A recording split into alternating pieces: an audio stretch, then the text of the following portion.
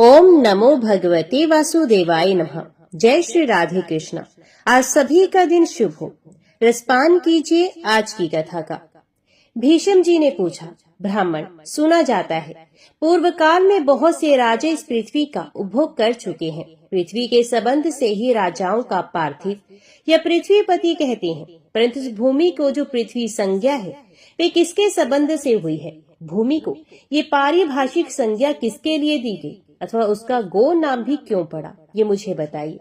पुलसत्य जी ने कहा, स्वयंभू मनु के वंश में एक अंग नाम के प्रजापति थे।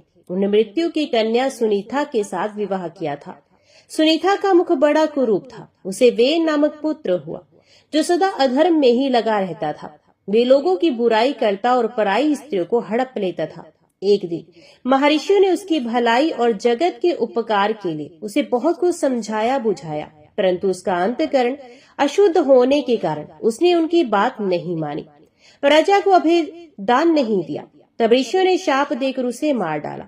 फिर अराजकता के भय से पीड़ित होकर पाप रहित ब्राह्मणों ने वेन के शरीर का बलपूर्वक मंथन किया। मंथन करने पर उसके शरीर से पहले मलेच्छ जातियां उत्पन्न हुई, जिनका रंग काले अंजन के समान था। तत्पश्चात उसके दाहिने हाथ से एक दिव्य तेजो में शरीरधारी धर्मात्मा पुरुष का प्रादुर्भाव हुआ, जो धनुष बाण और गदा धारण किए हुए थे तथा रत्न में कवच एवं अंगदादि आभूषणों से विभूषित थे। वे पृथु के नाम से प्रसिद्ध हुए। उनके रूप में साक्षात भगवान विष्णु ही अवतीर्ण हुए थे। ब्राह्मणों ने उन्हें राज्य पर अभिषिक्त किया। राजा होने पर उन्होंने देखा कि इस भूतल से धर्म उठ गया है, ना कहीं स्वाध्याय होता है न यज्ञ आदि। तब वे क्रोध करके अपने बाण से पृथ्वी को विदीर्ण कर डालने के लिए उदित हो गए। ये देख पृथ्वी गो का रूप धारण करके भाग खड़ी हुई। उसे भागते देख पृथु ने भी उनका पीछा किया। तब एक स्थान पर खड़ी होकर बोली, राजन, मेरे लिए क्या आज्ञा होती है? तो पृथु ने कहा, सुव्रते, संपूर्ण चराचर जगत के लिए जो अभीष्ट वस्तु है उसे शीघ्र प्रस्तुत करो। पृथ्वी ने बहुत अच्छा कहकर स्वीकृति दे दी। तब राजा ने स्वयंभू मनु को बछड़ा बनाकर अपने हाथ में पृथ्वी का दूध दुहा। वही दूध अन्न हुआ जिसे सारी प्रजा जीवन धारण करती है। तत्पश्चात ऋषियों ने भी भूमि रूपणी गो का दोहन किया। उसमें चंद्रमा ही बछड़ा बने थे। दोहने वाले थे वनस्पति, दुग्ध का पात्र था वेद और तपस्या ही दूध थी। फिर देवताओं ने भी वसुधा को दूहा। उसमें मित्र देवता दोग्धा हुए, इंद्र बछड़ा बने तथा ओज और बल ही दूध के रूप में प्रकट हुआ। देवताओं का दोहन पात्र स्वर्ण का था और पितरों का चांदी का।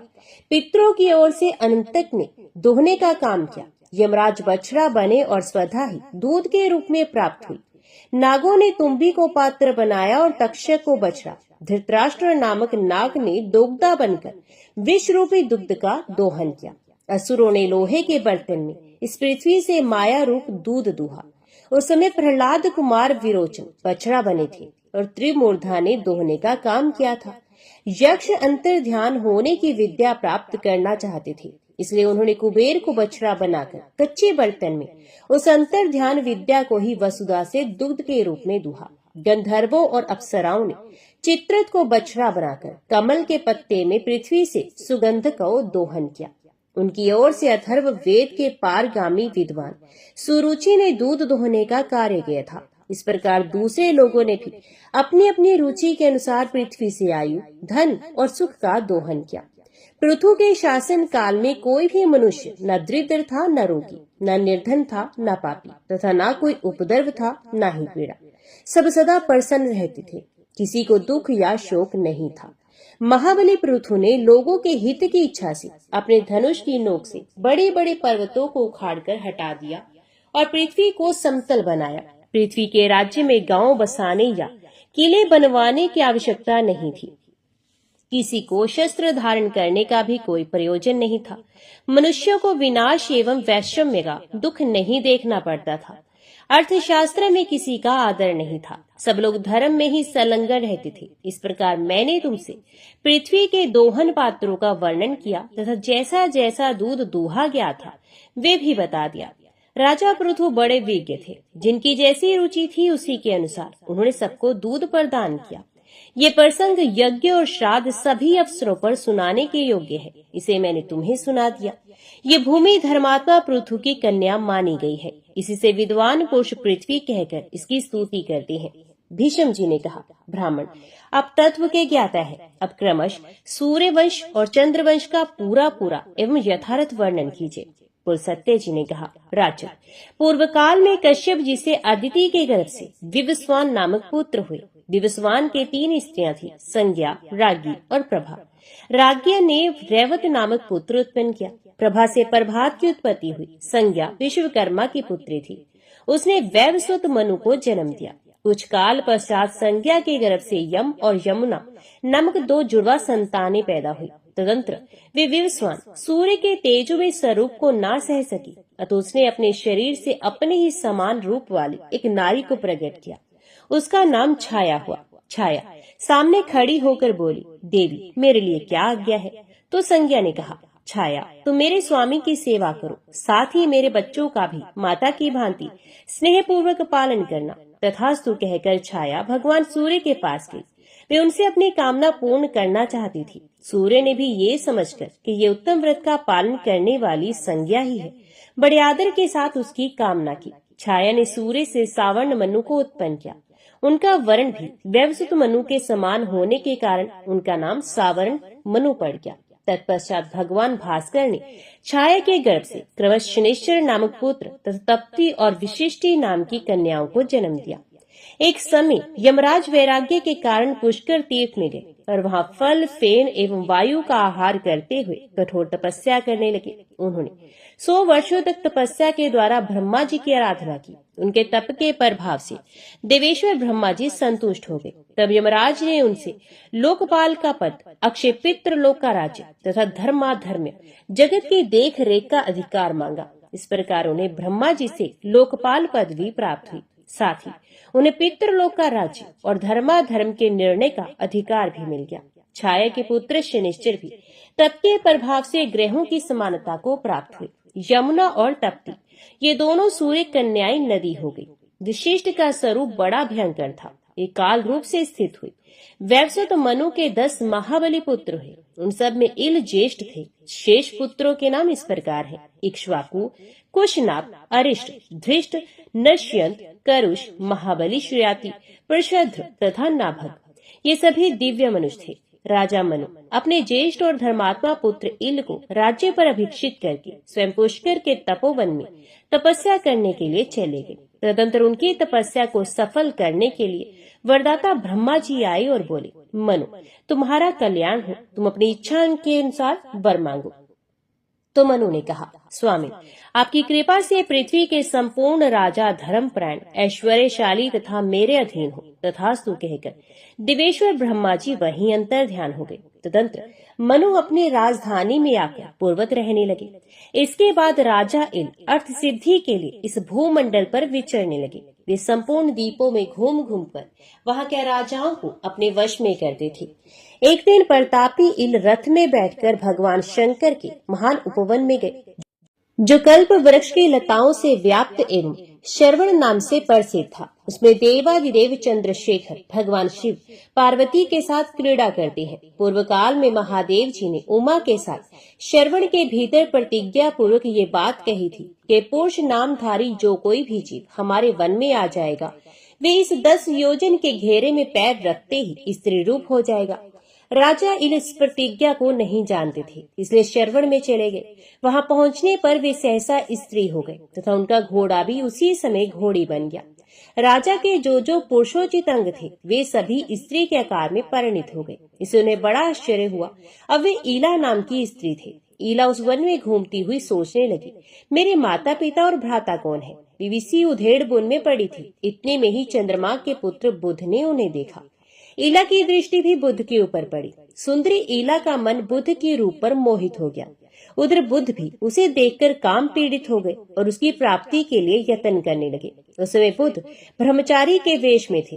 वे वन के बाहर पेड़ों के झुरमुट में छिपकर ईला को बुलाने लगे, सुंदरी ये सांझ का समय विहार की वेला है जो बीती जा रही है। आओ मेरे घर को लीप पोत कर फूलों से सजा दो। ईला बोली, तपोधन मैं ये सब कुछ भूल गई हूँ। बताओ मैं कौन हूँ, तुम कौन हो, मेरे स्वामी कौन है तथा मेरे कुल का परिचय क्या है? बुध ने कहा, सुंदरी तुम ईला हो, मैं तुम्हें चाहने वाला बुध हूँ। मैंने बहुत विद्या पढ़ी है, तेजस्वी के कुल में मेरा जन्म हुआ है। मेरे पिता ब्राह्मणों के राजा चंद्रमा है। बुध की ये बात सुनकर ईला ने उनके घर में प्रवेश किया। ये सब प्रकार के भोगों से संपन्न था और अपने वैभव से इंद्र भवन को मात कर रहा था। वहां रहकर ईला बहुत समय तक बुध के साथ वन में रमण करती रही। उधर इल के भाई इक्ष्वाकु आदि मनु कुमार अपने राजा की खोज करते हुए उस शरवंश के निकट आ पहुंचे। उन्होंने नाना प्रकार के स्तोत्रों से पार्वती और महादेव जी का स्तवन किया। तब वे दोनों प्रकट होकर बोले, राजकुमारों, मेरी यह प्रतिज्ञा तो टल नहीं सकती, किंतु इस समय एक उपाय हो सकता है। इक्ष्वाकु अश्वमेध यज्ञ करे और उसका फल हम दोनों को अर्पण करें। ऐसा करने से वीरवर इल किमपोष हो जाएंगे, इसमें तनिक भी संदेह की बात नहीं। बहुत अच्छा प्रभु, ये कहकर मनु कुमार लौट गए। फिर इक्ष्वाकुओं ने अश्वमेध यज्ञ किया। इसे ईला किमपोष हो गई। वे 1 महीने पुरुष और 1 महीने स्त्री के रूप में रहने लगी। बुध के भवन में स्त्री रूप से रहते समय इल ने गर्भ धारण किया था। उस गर्भ से उन्होंने अनेक गुणों से पुत्र को जन्म दिया। उस पुत्र को उत्पन्न करके बुध स्वर्गलोक को चले गए। ये प्रदेश इल के नाम पर ईला व्रत वृक्ष के नाम से प्रसिद्ध हुआ। एल चंद्रमा के वंशज तथा चंद्रवंश का विस्तार करने वाले राजा हुए। इस प्रकार ईला कुमार पूर्वा चंद्रवंश की तथा राजा इक्ष्वाकु सूर्यवंश की वृद्धि करने वाले बताए गए। इल किमपुरुष अवस्था में सिद्युमन भी कहलाते थे। तदंतर सिद्युमन से 3 पुत्र और हुए जो किसी से प्रास्त होने वाले नहीं थे। उनके नाम उत्कल, गय तथा हरिताश्व थे। हरिताश्व बड़े पराक्रमी थे। उत्कल की राजधानी उत्कला और गय की राजधानी गया मानी गई। इसी प्रकार हरिताश्व को कुरु प्रदेश के साथ ही साथ दक्षिण दिशा का राज्य दिया गया। सिद्युमन अपने पुत्र पूर्व को परिष्ठानपुर के राज्य प्रभिक्षित करके स्वयं दिव्य वर्ष के फलों का उपभोग करने के लिए ईला व्रत वर्ष में चले गए। सिद्युमन के बाद इक्ष्वाकु ही मनु के सबसे बड़े पुत्र थे। उन्हें मध्य देश का राज्य प्राप्त हुआ। इक्ष्वाकु के 100 पुत्रों में 15 श्रेष्ठ थे। वे मेरु के उत्तरीय प्रदेश में राजा हुए। उनके सिवा 114 पुत्र और हुए जो मेरु के दक्षिणवर्ती देशों के राजा बताए गए हैं। इक्ष्वाकु के ज्येष्ठ पुत्र से ककुस्थ नामक पुत्र हुआ। ककुस्थ का पुत्र सुयोधन था। सुयोधन का पुत्र पृथु और पृथु का विश्वावसु हुआ। उसका पुत्र आद्र और आद्रा का पुत्र युवनाश्व हुआ। युवनाश्व का पुत्र महापराक्रमी शास्त्र हुआ, जिसने अंगदेश में शास्त्रमती नाम की पुरी बसाई। शाश्वत में बृहदश्व और बृहदश्व से कुवलाश्व का जन्म हुआ। कुवलाश्व धुंधु नामक दैत्य का विनाश करके धुंधुमार के नाम से विख्यात हुए। उनके 3 पुत्र हुए, दृढ़ाश्व, दंड तथा कपिलाश्व। धुंधुमार के पुत्रों में प्रतापी कपिलाश्व अधिक प्रसिद्ध थे। दृढ़ाश्व का परमोद और परमोद का पुत्र हरिश्व।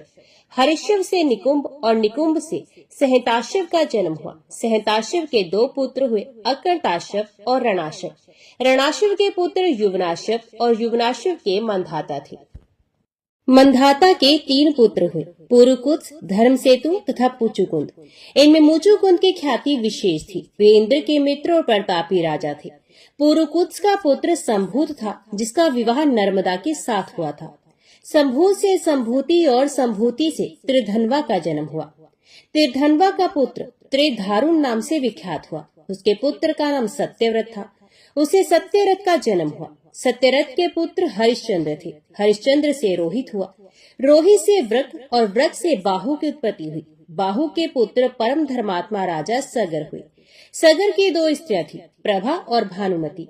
इन दोनों ने पुत्र की इच्छा से औरव नामक अग्नि की आराधना की। इसे संतुष्ट होकर औरव ने उन दोनों को इच्छा अनुसार वरदान देते हुए कहा, एक रानी 60,000 पुत्र पा सकती है और दूसरी को एक ही पुत्र मिलेगा जो वंश की रक्षा करने वाला होगा। इन 2 वरों में से जिसको जो पसंद हो वे ले ले। प्रभा ने बहुत से पुत्रों को लेना स्वीकार किया तथा भानुमति को एक ही पुत्र असमंजस की प्राप्ति हुई। तदंतर प्रभा ने, जो यदुकुल की कन्या थी, 60,000 पुत्रों को उत्पन्न किया, जो अश्व की खोज के लिए पृथ्वी को खोदते समय भगवान विष्णु के अवतार महात्मा कपिल के कोप से दग्ध हो गए। असमंजस का पुत्र अंशुमान के नाम से विख्यात हुआ। उसका पुत्र दिलीप था। दिलीप से भागीरथ का जन्म हुआ, जिन्होंने तपस्या करके भागीरथी गंगा को इस पृथ्वी पर उतारा था। भागीरथ के पुत्र का नाम नाभाग हुआ।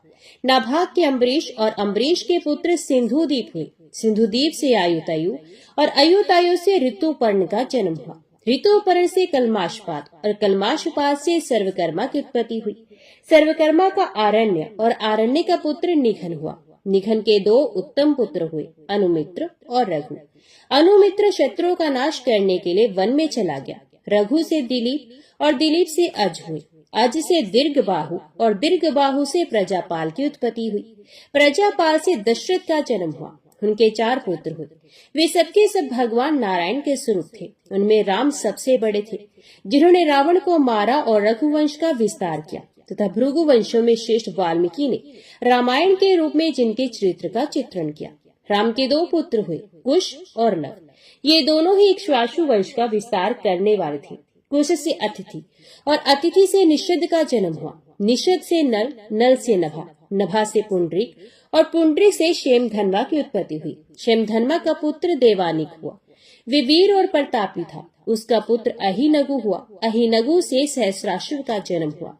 सहस्राश्व से चंद्रावलोक और चंद्रवालोक से तारापीठ, तारापीठ से चंद्रगिरी, चंद्रगिरी से चंद्र, तो चंद्र से श्रुतायु हुए, जो महाभारत युद्ध में मारे गए। नल नाम के 2 राजा प्रसिद्ध हैं। एक तो वीरसेन के पुत्र थे और दूसरे निषद के। इस प्रकार इक्ष्वाकु वंश के प्रधान राजाओं का वर्णन किया गया। भीष्म जी ने कहा, भगवान, अब मैं पितरों के उत्तम वंश का वर्णन सुनना चाहता हूँ। पुरुषोत्तम जी बोले, राजन, बड़े हर्ष की बात है। मैं तुम्हें आरंभ से ही पितरों के वंश का वर्णन सुनाता हूँ। सुनो, स्वर्ग में पितरों के 7 गण हैं। उनमें 3 तो मूर्ति रहित हैं और 4 मूर्तिमान। ये सबके सब अमित तेजस्वी हैं। इनमें जो मूर्ति रहित पितृगण है वे वैराज प्रजापति की संतान है, अतः वैराज नाम से प्रसिद्ध है। देवगण उनका यजन करते हैं। पितरों की लोक सृष्टि का वर्णन करता हूँ, श्रवण करो। सोमपथ नाम से प्रसिद्ध कुछ लोग हैं, जहाँ कश्यप के पुत्र पितृगण निवास करते हैं। देवता लोग सदा उनका सम्मान किया करते हैं। अग्निश्वात नाम से प्रसिद्ध यज्वा पितृगण उन्हीं लोकों में निवास करते हैं। स्वर्ग में विभ्राज नाम के जो दूसरे तेजस्वी लोग हैं, उनमें बृहस्पति संज्ञक पितृगण निवास करते हैं। वहाँ मोरों से जूते हुए हजारों विमान हैं। तथा संकल्प में वृक्ष भी हैं, जो संकल्प के अनुसार फल प्रदान करने वाले हैं। जो लोग इस लोक में अपने पितरों के लिए श्राद्ध करते हैं, वे उन विभ्राज नाम के लोकों में जाकर समृद्धिशाली भवनों में आनंद भोगते हैं। तथा वहाँ मेरे सैकड़ों पुत्र विद्यमान रहते हैं, जो तपस्या और योग बल से संपन्न महात्मा, महान सौभाग्यशाली और भक्तों को अभेदान देने वाले हैं। मार्तंड मंडल नामक लोक में मरीचि गर्भ नाम के पितृगण निवास करते हैं। वे अंगिरा मुनि के पुत्र हैं और लोक में भविष्यवान नाम से विख्यात हैं। वे राजाओं के पितृ हैं और स्वर्ग तथा मोक्ष फल प्रदान करने वाले हैं। तीर्थों में श्राद्ध करने वाले श्रेष्ठ क्षत्रिय उन्हीं के लोक में जाते हैं। कामदुग नाम से प्रसिद्ध जो लोग हैं, वे इच्छा अनुसार भोग की प्राप्ति कराने वाले हैं। उनमें सुस्वद नाम के पितृ निवास करते हैं। लोक में वे आजप्य नाम से विख्यात हैं और प्रजापति कर्दम के पुत्र हैं। पुण्य के बड़े भाई से उत्पन्न वैश्यगण उन पितरों की पूजा करते हैं। श्राद्ध करने वाले पुरुष उस लोक में पहुंचने पर एक ही साथ हजारों जन्मों के परिचित माता पिता, भाई, सास, मित्र, संबंधी तथा बंधुओं का दर्शन करते हैं। इस प्रकार पितरों के 3 गण बताए गए। अब चौथे गण का वर्णन करता हूँ। ब्रह्मलोक के ऊपर सुमानस नाम के लोग स्थित हैं, जहाँ सोमप नाम से प्रसिद्ध सनातन पितरों का निवास है। वे सब के सब धर्म में स्वरूप धारण करने वाले तथा ब्रह्मा जी से भी श्रेष्ठ हैं। स्वधा से उनकी उत्पत्ति हुई है। वे योगी हैं, अतः ब्रह्मभाव को प्राप्त होकर सृष्टि आदि करके वे सभी इस समय मानसरोवर में स्थित हैं। इन पितरों की कन्या नर्मदा नाम की नदी है, जो अपने जल से समस्त प्राणियों को पवित्र करती हुई पश्चिम समुद्र में जा मिलती है। उन सोमप नाम वाले पितरों से ही संपूर्ण प्रजा सृष्टि का विस्तार हुआ है। ऐसा जानकर मनुष्य सदा धर्म भाव से उनका श्राद्ध करते हैं। उन्हीं के प्रसाद से योग का विस्तार होता है। आदि सृष्टि के समय इस प्रकार पितरों का श्राद्ध प्रचलित हुआ। श्राद्ध में उन सबके लिए चांदी के पात्र अथवा चांदी से युक्त पात्र का उपयोग होना चाहिए। स्वधा शब्द के उच्चारण पूर्वक पितरों के उद्देश्य से किया हुआ श्राद्ध दान पितरों को सर्वदा संतुष्ट करता है। विद्वान पुरुषों को चाहिए कि वे अग्निहोत्री एवं सोमपाई ब्राह्मणों के द्वारा अग्नि में हवन कराकर पितरों को तृप्त करें। अग्नि के अभाव में ब्राह्मण के हाथ में अथवा जल में या शिवजी के स्थान के समीप पितरों के निमित्त दान करें। यही पितरों के लिए निर्मल स्थान है। पितृ कार्य में दक्षिण दिशा उत्तम मानी गई है। यज्ञोपवीत को अपवस्व अर्थात दाहिने कंधे पर करके किया हुआ तर्पण, तिल दान तथा स्वधा के उच्चारण पूर्वक किया हुआ श्राद्ध ये सदा पितरों को तृप्त करते हैं। कुश, उड़द, साठी, धान का चावल, गाय का दूध, मधु, गाय का घी, सावा, अघनी का चावल, जौ, टीना का चावल, मूंग, गन्ना और सफेद फूल ये सब वस्तुएं पितरों को सदा प्रिय हैं। अब ऐसे पदार्थ बताता हूँ जो श्राद्ध में सर्वथा वर्जित हैं। मसूर, सन, मटर, राजमाश, कुल्थी, कमल, बिलव, मदार, धतूरा, पारिभद्राट, रूषक, भेड़ बकरी का दूध, कोदो, दाल, वरट, कैथ, महुआ और अलसी ये सब निषिद्ध है। अपनी उन्नति चाहने वाले पुरुष को श्राद्ध में इन वस्तुओं का उपयोग कभी नहीं करना चाहिए। जो भक्ति भाव से पितरों को प्रसन्न करता है उसे पितर भी संतुष्ट करते हैं। ये पुष्टि, आरोग्य, संतान एवं स्वर्ग प्रदान करते हैं। पितृ कार्य देव कार्य से भी बढ़कर है और देवताओं को तृप्त करने से पहले पितरों को ही संतुष्ट करना श्रेष्ठ माना गया है। कारण पितृगण शीघ्र ही प्रसन्न हो जाते हैं, सदा प्रिय वचन बोलते हैं, भक्तों पर प्रेम रखते हैं और उन्हें सुख देते हैं। पितृ पर्वों के देवता हैं, अर्थात प्रत्येक पर्व पर पितरों का पूजन करना उचित है। हविष्मान संगिक पितरों के अधिपति सूर्य देव ही श्राद्ध के देवता माने गए हैं। भीष्म जी ने कहा, ब्रह्मवेत्ताओं में श्रेष्ठ पुलस्त्य जी, आपके मुंह से ये सारा विषय सुनकर मेरी इसमें बड़ी भक्ति हो गई है। अतः अब मुझे श्राद्ध का समय, उसकी विधि तथा श्राद्ध का स्वरूप बताइए। श्राद्ध में कैसे ब्राह्मणों को भोजन कराना चाहिए तथा किनको छोड़ना चाहिए। श्राद्ध में दिया हुआ अन्न पितरों के पास कैसे पहुंचता है, किस विधि से श्राद्ध करना उचित है और वे किस तरह उन पितरों को तृप्त करता है।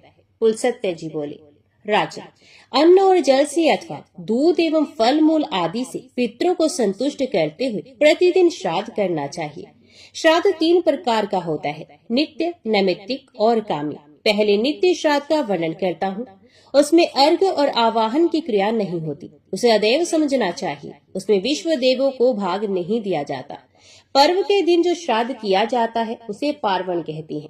पार्वण श्राद्ध में जो ब्राह्मण निमंत्रित करने योग्य हैं उनका वर्णन करता हूँ, श्रवण करो।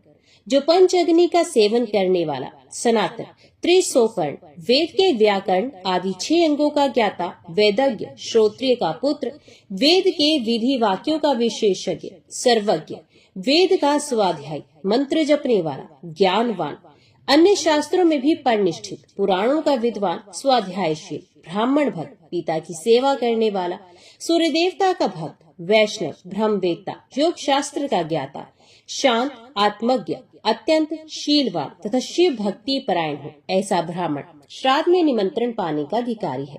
ऐसे ब्राह्मणों को यत्न पूर्वक श्राद्ध में भोजन कराना चाहिए। अब जो लोग श्राद्ध में वर्जनीय हैं उनका वर्णन सुनो। पतित, पतित का पुत्र, नपुंसक, चुगलखोर और अत्यंत रोगी, ये सब श्राद्ध के समय धर्मज्ञ पुरुषों द्वारा त्याग देने योग्य हैं। श्राद्ध के पहले दिन अथवा श्राद्ध के ही दिन विनयशील ब्राह्मणों को निमंत्रित करें। निमंत्रण दिए हुए ब्राह्मणों के शरीर में पितरों का आवेश हो जाता है। वे वायु रूप से उनके भीतर प्रवेश करते हैं और ब्राह्मणों के बैठने पर स्वयं भी उनके साथ बैठे रहते हैं। किसी ऐसे स्थान को जो दक्षिण दिशा की ओर नीचा हो, गोबर से लिपकर वहां श्राद्ध आरंभ करे अथवा गौशाला में या जल के समीप श्राद्ध करे। आहिताग्नि पुरुष पितरों के लिए चरु खीर बनाए और ये कहकर कि इससे पितरों का श्राद्ध करूंगा, वे सब दक्षिण दिशा में रखते। तदंतर उसमें घृत और मधु आदि मिलाकर अपने सामने की ओर 3 निर्वास स्थान बना दी। पिंडदान की वेदियां बनाए। उनकी लंबाई 1 बित्ता और चौड़ाई 4 अंगुली की होनी चाहिए। साथ ही खैर की 3 द्रवी कलशूल बनाए जो चिकनी हो तथा जिनमें चांदी का संसर्ग हो। उनकी लंबाई 1-1 रत्न की और आकार हाथ के समान सुंदर होना चाहिए। जलपात्र, कांस्य पात्र, प्रोक्षण, समिधा, कुश, तिल पात्र, उत्तम वस्त्र, गंध, धूप, चंदन, ये सब वस्तुएं धीरे धीरे दक्षिण दिशा में रखें। उसमें जनेऊ दाहिने कंधे पर होना चाहिए। इस प्रकार सब सामान एकत्रित करके घर के पूर्व गोबर से लीपी हुई पृथ्वी पर गोमूत्र से मंडल बनाए और अक्षत तथा फूल सहित जल लेकर तथा जनेऊ को क्रमश बाएं एवं दाहिने कंधे पर छोड़कर ब्राह्मणों के पैर धोए तथा बारंबार उन्हें प्रणाम करे। तदनंतर विधि पूर्वक आचमन कराकर उन्हें बिछाए हुए दर्भ युक्त आसनों पर बिठाएं और उनसे मंत्र उच्चारण कराएं। सामर्थ्यशाली पुरुष भी देव कार्य में 2 और पितृ कार्य में 3 ब्राह्मणों को ही भोजन कराएं अथवा दोनों श्राद्धों में एक ब्राह्मण को ही जिमाएं। विद्वान पुरुष को श्राद्ध में अधिक विस्तार नहीं करना चाहिए। पहले विश्व देव संबंधी और फिर पितृ संबंधी विद्वान ब्राह्मणों की अर्घ्य आदि से विधिवत पूजा करे तथा उनकी आज्ञा लेकर अग्नि में यथा विधि हवन करे।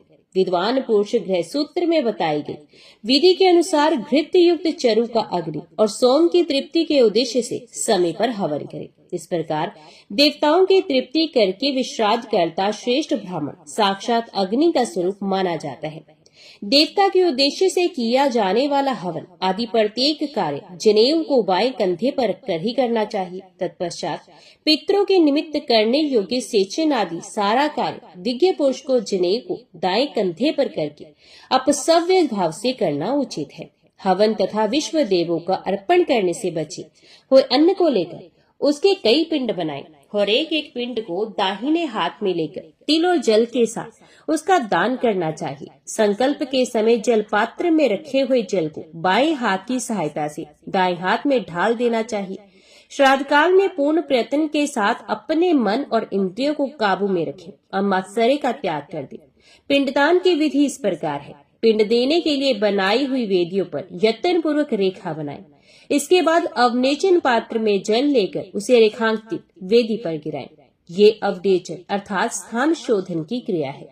फिर दक्षिणाभिमुख होकर वेदी पर कुछ बिछाएं और एक करके सब पिंडों को क्रमशः उन कुशों पर रखें। उसमें पिता पितामह आदि में से जिसके उद्देश्य से पिंड दिया जाता हो उस पितृ के नाम गोत्रादि का उच्चारण करते हुए संकल्प पढ़ना चाहिए। पिंडदान के पश्चात अपने दाएं हाथ को पिंड आधारभूत कुशों पर पोंछना चाहिए।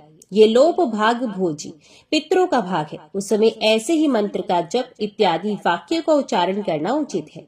इसके बाद पुनः प्रत्यवनेचन करके अर्थात अवनेचन पात्र में जल लेकर उसे प्रत्येक पिंड को नहलाएं। फिर जल युक्त पिंडों को नमस्कार करके श्राद्ध कल्प वेद मंत्रों के द्वारा पिंडों पर पितरों का वाहन करें और चंदन धूप आदि पूजन सामग्रियों के द्वारा उनकी पूजा करें। तत्पश्चात आहवन्य आदि अग्नियों के प्रतिनिधिभूत एक ब्राह्मण को जल के साथ एक दर्वी प्रदान करे। फिर विद्वान पुरुष पितरों के उद्देश्य से पिंडों के ऊपर कुश रखे तथा पितरों का विसर्जन कर दे। तदंतर क्रमश सभी पिंडों में से थोड़ा थोड़ा अंश निकालकर सबको एकत्रित करे और ब्राह्मणों को यत्न पूर्वक पहले वही भोजन कराए, क्योंकि उन पिंडों का अंश ब्राह्मण लोग ही भोजन करते हैं। इसलिए अमावस्या के दिन किए हुए पार्वण श्राद्ध को अन्नवाह्य कहा गया है। पहले अपने हाथ में अपवित्री सहित तेल और जल लेकर पिंडों के आगे छोड़ दें और कहें ये पिंड स्वधा स्वरूप हो जाए।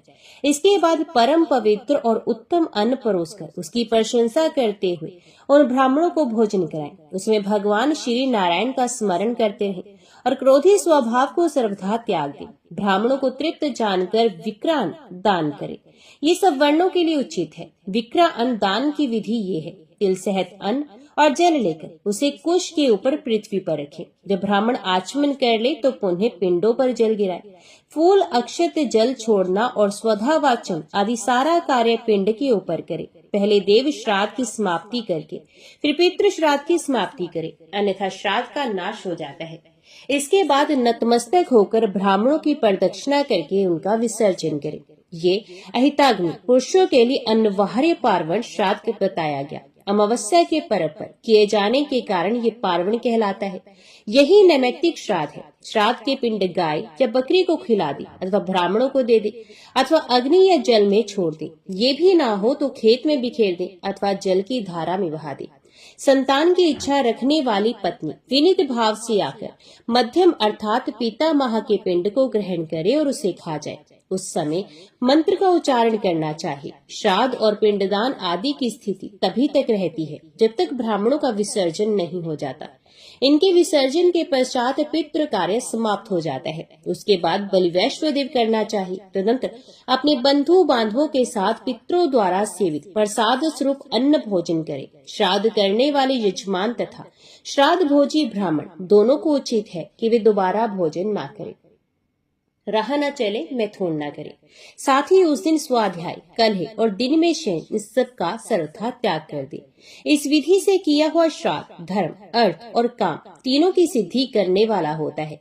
कन्या, कुंभ और वृषभ राशि पे सूर्य के रहते हुए कृष्ण पक्ष में प्रतिदिन श्राद्ध करना उचित है। जहाँ जहाँ सपिंडीकरण रूप श्राद्ध करना हो, वहाँ अग्निहोत्र करने वाले पुरुष को सदा इसी विधि से करना है। अब मैं ब्रह्मा जी के बताए हुए साधारण श्राद्ध का वर्णन करूंगा, जो भोग और मोक्ष रूप फल प्रदान करने वाला है। उत्तरायण और दक्षिणायन के प्रारंभ के दिन विषुव नामक युग, तुला और मेष की संक्रांति में जबकि दिन और रात बराबर होते हैं, प्रत्येक अमावस्या को प्रति संक्रांति के दिन अष्टका, पोष, माघ, फाल्गुन तथा अश्विन मास के कृष्ण पक्ष की अष्टमी तिथि में पूर्णिमा को आद्रा, मघा और रोहिणी इन नक्षत्रों में श्राद्ध के योग्य उत्तम पदार्थ और सुपात्र ब्राह्मण के प्राप्त होने पर व्यतिपात, विशिष्ट और वैद्री योग के दिन वैशाख की तृतीया को, कार्तिक की नवमी को, माघ की पूर्णिमा तथा भाद्रपद की त्रयोदशी तिथि को भी श्राद्ध का अनुष्ठान करना चाहिए। उपर्युक्त तिथियां युगादि कहलाती हैं। ये पितरों को उपकार करने वाली हैं। इसी प्रकार मंत्र आदि तिथियों में भी विद्वान पुरुष श्राद्ध का अनुष्ठान करे। अश्विन शुक्ल नवमी, कार्तिक शुक्ल द्वादशी, चैत्र तथा भाद्रपद की शुक्ल तृतीया, फाल्गुन की अमावस्या, पौष की शुक्ल एकादशी, आषाढ़ शुक्ल दशमी, माघ शुक्ल सप्तमी, श्रावण कृष्ण अष्टमी, आषाढ़ कार्तिक, फाल्गुन और ज्येष्ठ की पूर्णिमा, इन तिथियों को मनवंतर आदि कहती है। ये दिए हुए दान को अक्षय कर देने वाली है। विज्ञ पुरुष को चाहिए कि वैशाख की पूर्णिमा को, ग्रहण के दिन, किसी उत्सव के अवसर पर और महाल्य, अश्विन कृष्ण पक्ष में तीर्थ, मंदिर, गौशाला, द्वीप, उद्यान तथा घर आदि में लिपे पूते एकांत स्थान में श्राद्ध करे। अब श्राद्ध के क्रम का वर्णन किया जाता है। पहले विश्वदेवों के लिए आसन देकर जौ और पुष्पों से उनकी पूजा करें। विश्वदेवों के दो आसन होते हैं, एक पर पितामह संबंधी विश्वदेवों का आवाहन होता है और दूसरे पर माता मह आदि संबंधी विश्वदेवों का। उनके लिए दो अर्घ्य पात्र, सिकोरो या दोने, जौ और जल आदि से भर दे और उन्हें कुश की पवित्री पर रखे। मंत्र से जल तथा मंत्र से ही जौ के दोनों को उन पात्रों में छोड़ना चाहिए।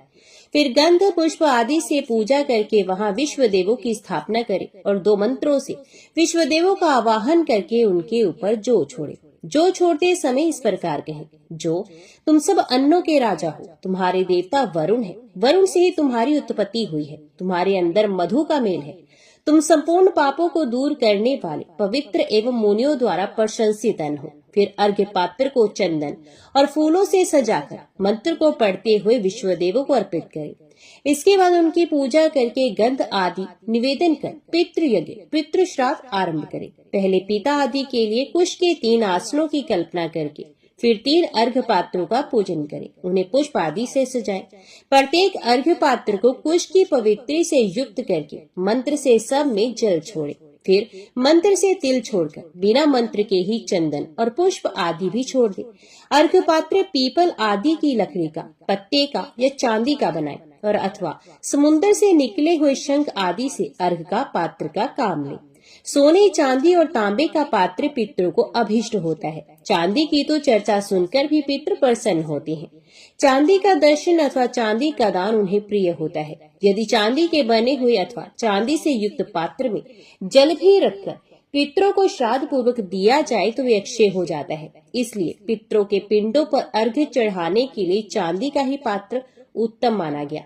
चांदी भगवान श्री शंकर के नेत्र से प्रकट हुई, इसलिए वे पितरों को अधिक प्रिय है। इस प्रकार उपयुक्त वस्तुओं में से जो सुलभ हो उसके अर्घ्य पात्र बनाकर उन्हें ऊपर बताए अनुसार जल, तिल या गंध पुष्प आदि से सुसज्जित करे। तत्पश्चात मंत्र को पढ़कर पिता के नाम और गोत्र आदि का उच्चारण करके अपने हाथ में कुश ले ले। फिर उस प्रकार कहे, मैं पितरों का आवाहन करूंगा। तब निमंत्रण में आए हुए ब्राह्मण तथास्तु कहकर श्राद्धकर्ता को आवाहन के लिए आज्ञा प्रदान करे।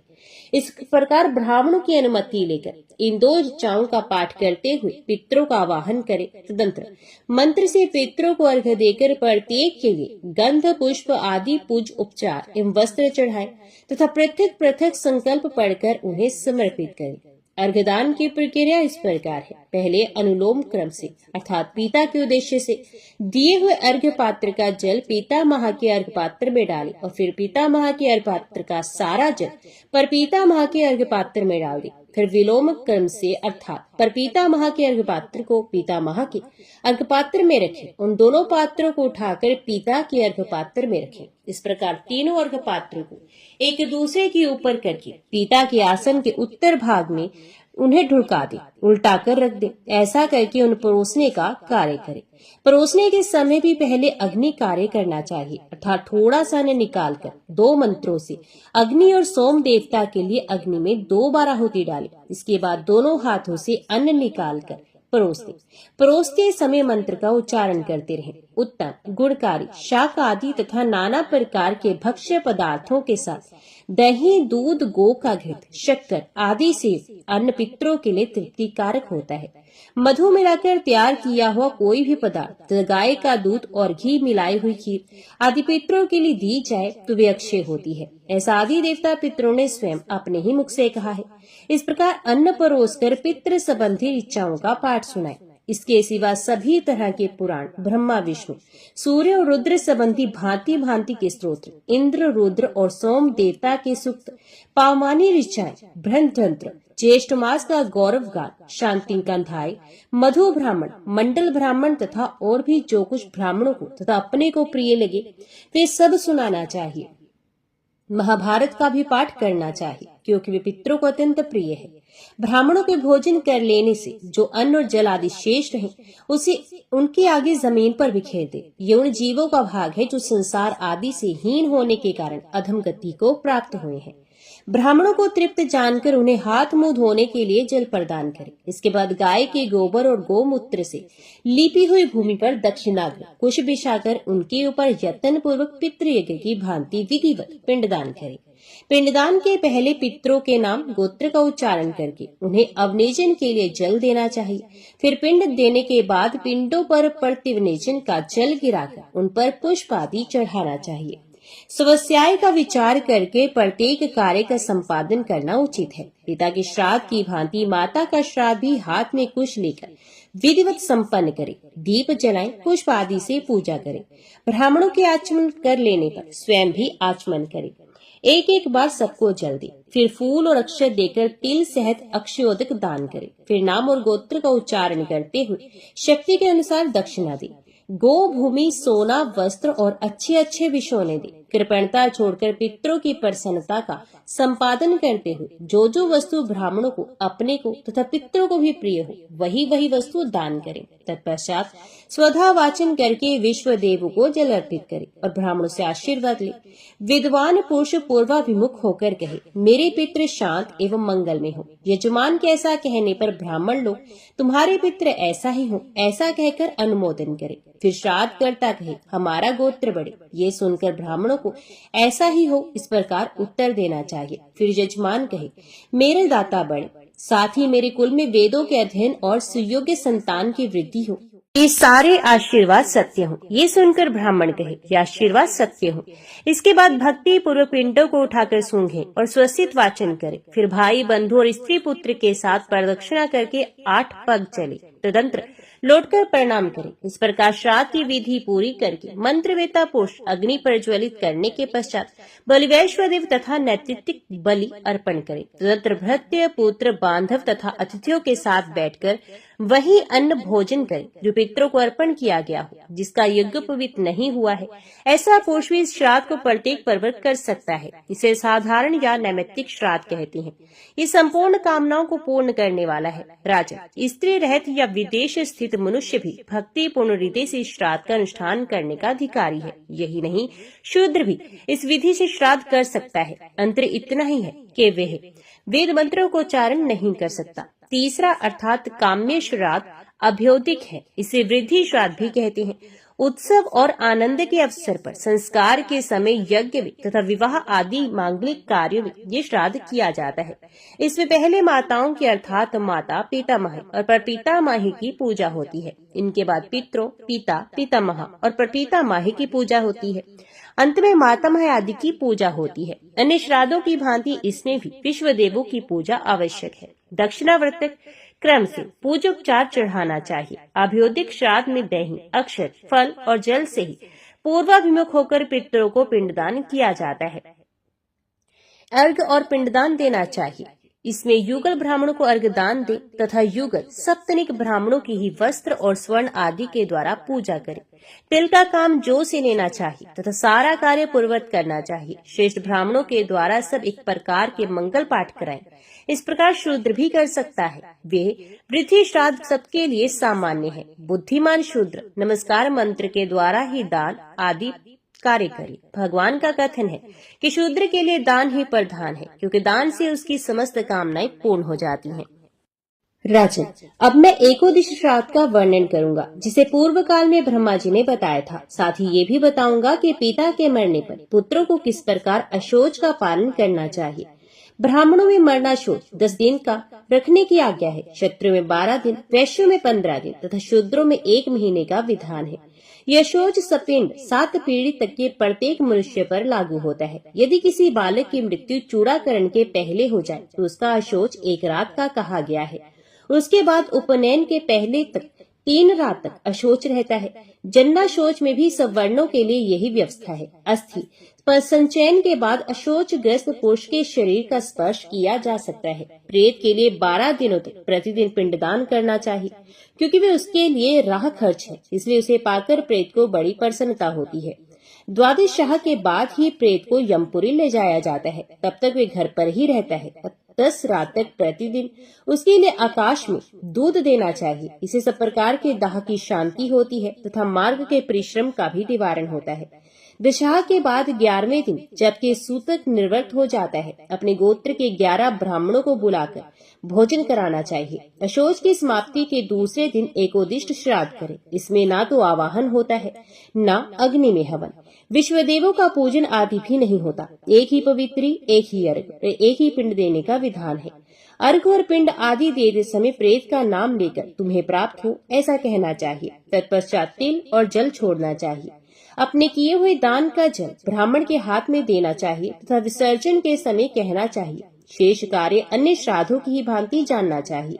उस दिन विधि पूर्वक शय्यादान, फल, वस्त्र संवित कांचन पुरुष की पूजा तथा द्विज दंपत्ति का पूजन भी करना आवश्यक है।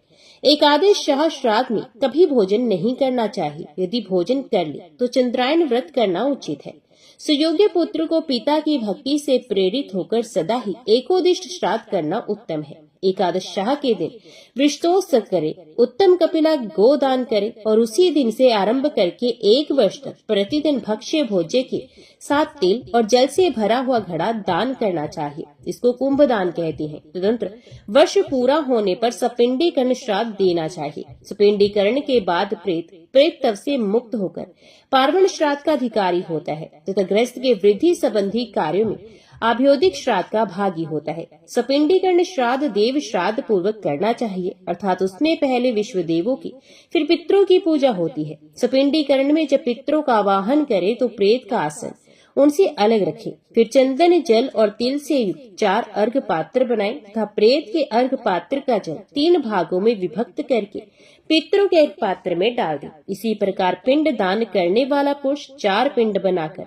2 मंत्रों के द्वारा प्रेत के पिंड को 3 भागों में विभक्त करे और एक भाग को पितरों के 3 पिंडों में मिला दे। इसी विधि से पहले अर्घ को और फिर पिंडों को संकल्प पूर्वक समर्पित करे। तंत्र वे चतुर्थ व्यक्ति अर्थात प्रेत पितरों की श्रेणी में सम्मिलित हो जाता है और अग्निश्वात आदि पितरों के बीच में बैठकर उत्तम अमृत का उपभोग करता है। इसलिए सपिंडीकरण श्राद्ध के बाद उस प्रेत को पृथक कुछ नहीं दिया जाता, पितरों में ही उसका भाग भी देना चाहिए तथा उन्हीं के पिंडों में स्थित होकर वे अपना भाग ग्रहण करता है। तब से लेकर जब जब संक्रांति और ग्रहण आदि पर्व आए तब तब 3 पिंडों का ही श्राद्ध करना चाहिए। केवल मृत्यु तिथि को केवल उसी के लिए एकोदिष्ट श्राद्ध करना उचित है। पिता के शाहे के दिन जो एकोदिष्ट नहीं करता वे सदा के लिए पिता का हत्यारा और भाई का विनाश करने वाला माना गया है। शाह तिथि को एकोदिष्ट न करके पार्वण श्राद्ध करने वाला मनुष्य नरकगामी होता है। मृत व्यक्ति को जिस प्रकार प्रेत योनि से छुटकारा मिले उसे स्वर्ग आदि उत्तम लोकों की प्राप्ति होती है। इसके लिए विधि पूर्वक आम श्राद्ध करना चाहिए। कच्चे अन्न से ही आग्नोकरण की क्रिया होती है और उसी से पिंड भी दे।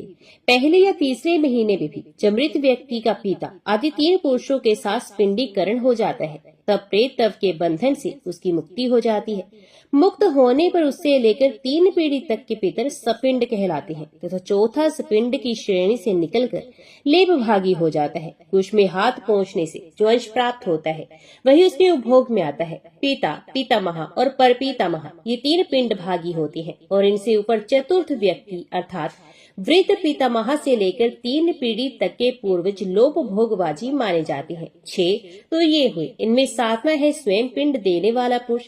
यही 7 पुरुष सपिंड कहलाते हैं। तो सब प्रेम से बोलो, लक्ष्मी नारायण भगवान की जय, राधा कृष्ण भगवान की जय।